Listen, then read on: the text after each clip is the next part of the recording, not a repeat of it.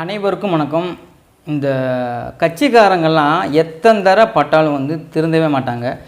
ஆட்சியும் பார்த்திங்கன்னா நாங்கள் மக்களுக்காக கொடுக்குறோம்னு மாறி மாறி பேசிட்டு எங்கே போனாலும் பார்த்திங்கன்னா ராட்சத பேனர்கள், அதாவது 25 அடி 30 அடி 40 அடின்னு பார்த்திங்கன்னா மிகப்பெரிய பேனர்கள்லாம் வச்சு தள்ளிடுறாங்க. அதுவும் மக்கள் பயணிக்கிற மெயினான ரோட்டில் வச்சிடுறாங்க. திருவள்ளூரில் ஒரு கண்டன பொதுக்கூட்டத்துக்கு பார்த்திங்கன்னா முதல்வர் மு.க. ஸ்டாலின் அவர்கள் வரதாக இருந்துச்சு. அவருக்காகவும் துணை முதல்வருக்காகவும் பார்த்திங்கன்னா 25 அடின்னு சொல்லப்படுது. ஸோ மிகப்பெரிய பேனர் வச்சுருந்துருக்காங்க நிற்கிற மாதிரி. அதுவும் சாதாரண அட்டை பேனர் கிடையாது, அந்த ஏணியில் ஃபிக்ஸ் பண்ணி வச்சுருவாங்க. அதை நம்ம ஊட்டிகிட்டே போயிடலாம், அந்த மாதிரி நல்ல வெயிட்டான பேனர். ஸோ ஸ்கூல் ஸ்டூடெண்ட்ஸை ஏற்றிட்டு வந்துட்டு இருக்கிற ஆட்டோ மேலே பார்த்திங்கன்னா செம மழை பெஞ்சதுனால அது அப்படியே மேலே விழுந்திருக்கு. நல்ல வாய்ப்பாக பசங்களுக்கு எதுவுமே அந்தளவு அடிப்படலை, சின்ன சின்ன காயம்தான் அப்படின்னு சொல்கிறாங்க.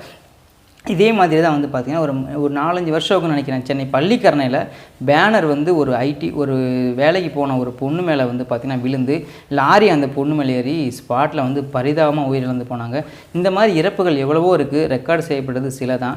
தயவு செஞ்சு இந்த மாதிரி சின்ன சின்ன தெருக்குள்ளே வேணால் வச்சுக்கோங்க. இந்த மாதிரி மிகப்பெரிய அவ்வளோ வண்டிகள் போகிற இடங்களில் பேனரில் வச்சு ரோட்டை மறைச்சி நம்மளை டைவர்ட் பண்ணி, ஐயோ ஃபோட்டோ இருக்கடா, டேய் முதல்வர் ஃபோட்டோ இருக்கடா, டேய் இந்த நடிகர் ஃபோட்டோ இருக்கடா அப்படின்னு நம்மளை பார்க்க வச்சு எங்கிட்ட போய் வண்டியை சொருக விட்டு நம்மளை உயிரிழக்க வச்சிடறாங்க இந்த மாதிரி செலிபிரிட்டியாக இருக்கிறவங்க.